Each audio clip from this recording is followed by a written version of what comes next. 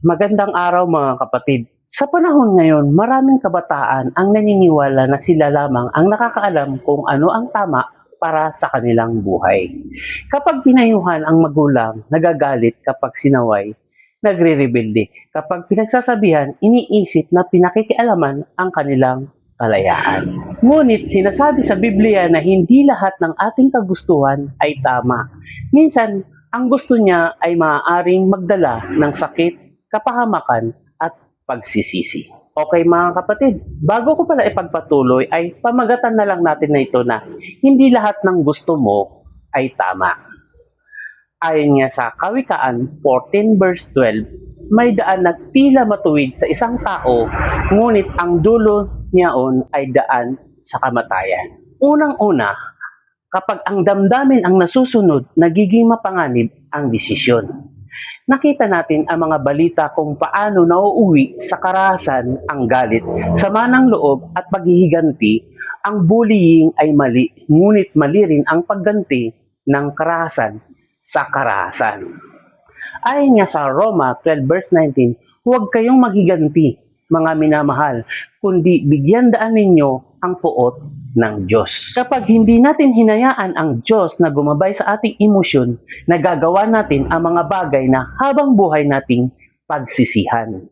Ayon nga sa Santiago 1 verse 20, sapagkat ang galit ng tao ay hindi gumagawa ng katuwiran ng Diyos. Ang galit ay hindi kailanman naging magandang tagapayo. Kaya ang pinakaaral dito, huwag hayaang emosyon ang magdesisyon para sa iyo. Hayaan mo ang salita ng Diyos ang gumabay. Pangalawa, responsibilidad ng mga magulang ang gabayan ang kanilang mga anak. Hindi sapat na pakainin lamang ang mga anak, kailangan din silang bantayan, turuan at gabayan. Ayon nga sa Kawikaan 22 verse 6, turuan mo ang bata sa daan na dapat niyang lakaran, at pagka tumandaman siya ay hindi niya hihiwalayan. Maraming magulang ang nagbibigay ng cellphone, pera at kalayaan, ngunit kulang sa paggabay. At ayon nga sa Efeso 6 verse 4, mga ama, huwag ninyong ibuyo sa galit ang inyong mga anak, kundi palakihin ninyo sila sa disiplina at aral ng Panginoon. Hindi kontrol ang kailangan ng anak, kundi tamang direksyon. Pangatlo, ang pagiging masunurin sa magulang ay kalooban ng Diyos. Ngayon, marami ang nagsasabing, buhay ko ito, ako ang magdidesisyon, wala silang pakialam. Ngunit ano ang sabi ng Diyos? Ayon sa Efeso 6 verse 1 to 3, mga anak, sundin ninyo ang inyong mga magulang sa Panginoon, sapagkat ito ang matuwid. Hindi perpekto ang mga magulang, ngunit madalas mas malayo ang kanilang nakikita dahil sa kanilang karanasan. Kapag lahat ng gusto natin ay nasusunod, kadalasan doon tayo nadadapa. Pang-apat, pagdating sa pag-ibig, huwag hayaan damdamin ang maghari. May mga pagkakataon na nasaktan na ang isang tao dahil sa niloko, ipinahiya, minasak ang tiwala. Pagkatapos ng lahat ng iyon, nais pa rin nilang magkabalikan. Hindi masama ang magpatawad.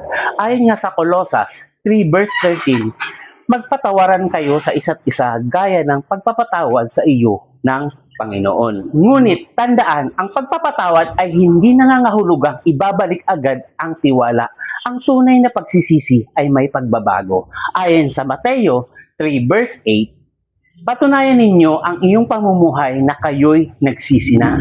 Kung may taong paulit-ulit sumisira ng tiwala, kailangan makita muna ang bunga ng pagbabago bago muling magtiwala. Panglima, ano ang maipapayo sa mga kabataan na gustong magkabalikan? Maaari mong sabihin na, anak, mahal ka namin kaya kami nag-aalala, hindi kami tutol dahil gusto naming kontrolin ang buhay mo. Tutol kami dahil nakita na namin ang sakit na pinagdaanan mo noon. Kung tunay na nagbago ang taong iyon, ipakita muna niya ang bunga ng pagbabago bago muling ibigay ang buong tiwala mo. Huwag hayaang emosyon lamang ang magdikta sa iyong desisyon. Ipanalangin mo ito at humingi ka ng karunungan sa Diyos. At ayon nga sa Santiago 1 verse 5, kung ang sino man sa inyo ay nagkukulang ng karunungan, humingi sa Diyos. Mga kapatid, Maraming problema ngayon ang nagsisimula sa isang maling desisyon. Kapag ang gusto ko ang laging nasusunod, madalis tayong napapahamak. Ngunit kapag ang kalooban ng Diyos ang ating sinunod, nagkakaroon tayo ng kapayapaan at tamang direksyon. At ayon nga sa Kawikaan 3 verse 5 to 6, magtiwala ka sa Panginoon ng buong puso at huwag kang manalig sa iyong sariling karunungan. Kilalanin mo siya sa lahat ng iyong mga lakad at itutuwid niya ang iyong mga landas. Hindi lahat ng gusto natin ay tama, ngunit ang kalooban ng Diyos ay laging tama. Kaya mga kapatid, payo ko lang sa mga kabataan, tandaan ninyo, hindi lahat ng bagay na gusto ninyo ay makakabuti sa inyo. Minsan dahil sa matinding emosyon, galit, pag-ibig o kagustuhan maging masaya, nakakagawa tayo ng mga desisyong pinagsisisihan natin sa bandang huli. Huwag hayaang emosyon ang mamahala sa iyong buhay. Kapag galit ka, huwag agad kumilos. Kapag nasasaktan ka, huwag kang gumanti. Kapag umibig ka, huwag agad magdesisyon ng hindi nag-iisip.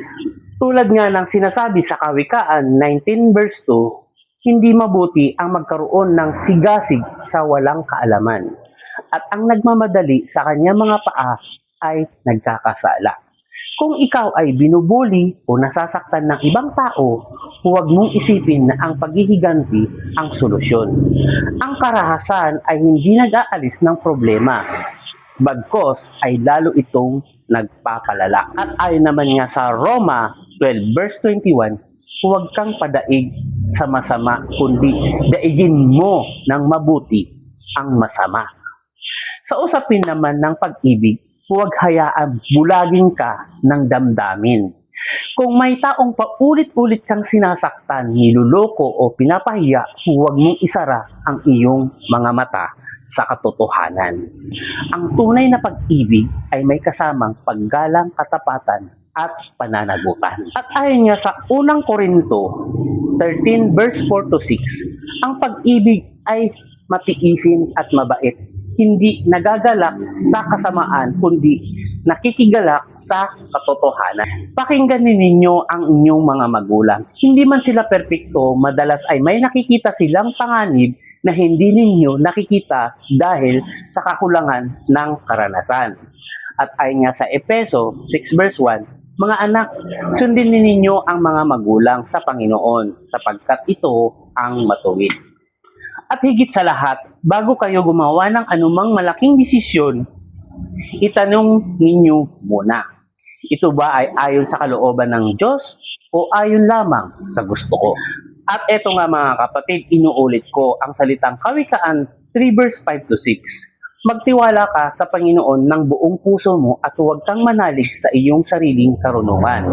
At itutuwid niya ang iyong mga landas. So, mga kabataan, ang tunay na kalayaan ay hindi sa paggawa ng lahat ng gusto mo. Ang tunay na kalayaan ay kakayahang piliin ang tama kahit mahirap at sundin ang Diyos kahit salungat ang iyong damdamin. Doon matatagpuan ang tunay na kapayapaan at tagumpay sa buhay.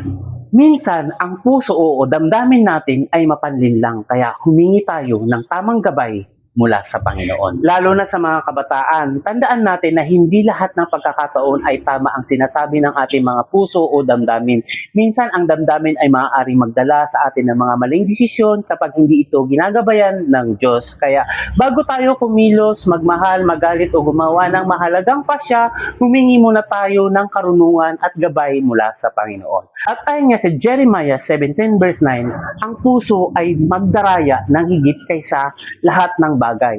At totoong masama, sinong makaalam nito? So, ipinapakita ng talatang ito na hindi sapat ang sundin lamang natin ang ating puso. Sapagkat maaari tayong malinlang nito, kaya ang tanong ay hindi lamang ano ang gusto ko, kundi ano ang kalooban ng Diyos. At ayon nga sa Santiago 1 verse 5, kung ang sino man sa inyo ang nagkukulang ng karunungan, humingi siya sa Diyos na nagbibigay ng sagana sa lahat at hindi nanunumbat na ito'y ipagkakaloob sa Kanya. So mga kapatid, ang damdamin ay maaaring magbago. Ngunit ang salita ng Diyos ay hindi nagbabago, kaya huwag hayaang damdamin ang maging gabay ng buhay.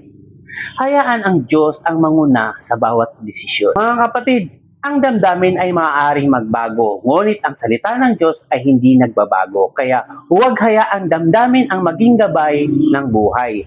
Hayaan ang Diyos ang manguna sa bawat desisyon.